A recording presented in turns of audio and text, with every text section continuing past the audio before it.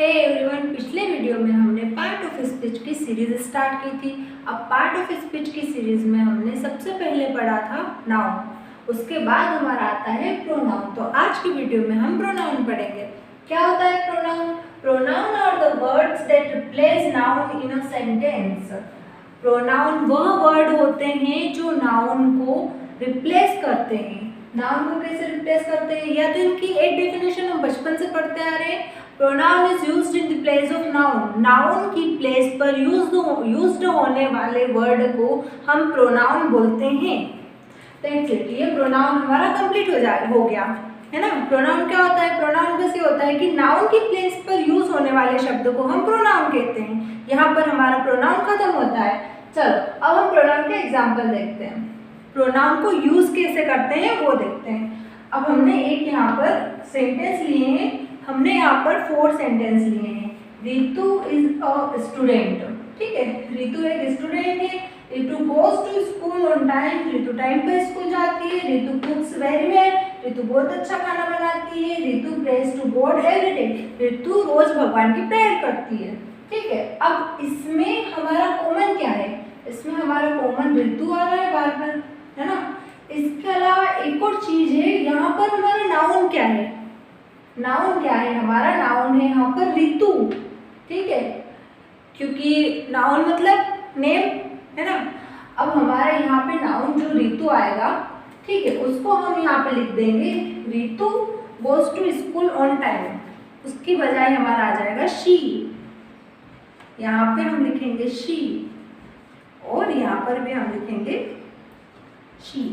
Ritu is a student. She goes to school on time. She cooks very well. She prays to God every day. इसमें हमारे changes क्या आए हैं? हमारे changes आए हैं शी पे। और शी कहाँ पे यूज किया हमने? रितु की जगह, यानी नाउन की जगह हमने शी वर्ड यूज किया। तो शी हमारा क्या हो गया? शी हमारा हो गया प्रोनाउन।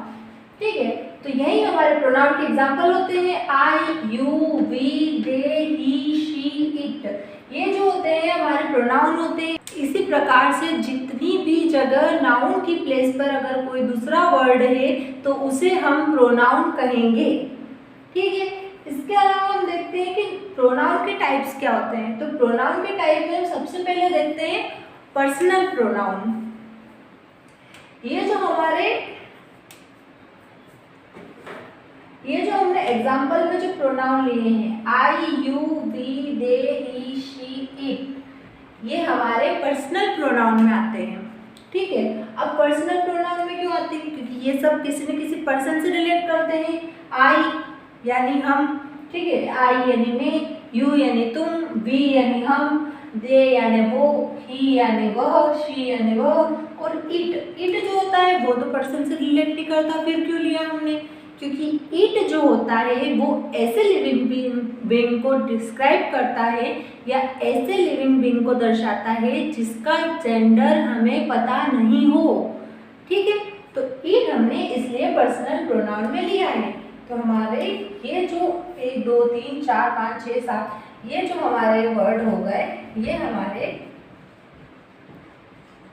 पर्सनल प्रोनाउन होंगे। ठीक है, अब हम देखते हैं पर्सनल प्रोनाउन को। पर्सनल प्रोनाउन क्या होता है? पर्सनल प्रोनाउन हमने अभी देखे। ये जो हमारे प्रोनाउन है I, you, we, they, he, she, it, ये हमारे पर्सनल प्रोनाउन में लिए गए हैं। अब ये पर्सनल प्रोनाउन में क्यों लिए गए हैं? क्योंकि ये पर्सन से रिलेट करते हैं। अभी हमने सुना था, यही तो सुना था हमने, क्या देखा था कि जो हमारे पर्सन से रिलेट करते हैं वो हमारे पर्सनल प्रोनाउन है। ठीक है, अब इन जो प्रोनाउन है इनको भी 3 फॉर्म में कैटेगराइज किया गया है। पहला है, फर्स्ट में हमारा आई और वी आ जाएगा। ठीक है, आई और वी क्यों आ जाएगा? क्योंकि जो बोलने वाला होता है, जो गिवर होता है, वो मैं हूँ, है ना, या हम हैं। मेरे साथ कोई और बोल रहा है तो वो है, और एक मैं हूँ। हम दोनों मिलकर कुछ बात बोलेंगे तो हम गिवर हो गए, हम बता रहे हैं तुम्हें, है ना। तो वो हमारा हो जाएगा आई और वी हमारा फर्स्ट फॉर्म में इसलिए आएगा। अब सेकंड फॉर्म में क्या आएगा? सेकंड फॉर्म में हमारा आएगा यू, यानी जो रिसीवर है, जो सुनने वाला है। सुनने वाला तो एक ही होगा, कौन होगा? वो तुम होगा, है ना। अब उसके बाद थर्ड में आ जाते हैं दे, ही, शी, यानी जिनके बारे में बात हो रही है। एक तो बोलने वाला हो गया, एक सुनने वाला हो गया, और एक तीसरा पर्सन जो आ जाएगा वो हमारा थर्ड पर्सन होगा जिनके बारे में बातचीत हो रही है। तो फर्स्ट पर्सन में कौन हो गया, आई और वी, सेकेंड पर्सन में हो गया हमारा यू, और थर्ड पर्सन में हो गया दे, ही, शी, इट। ठीक है, अब हम देखते हैं सेंटेंसेस, इनके थ्रू सेंटेंसेस कैसे बनते हैं।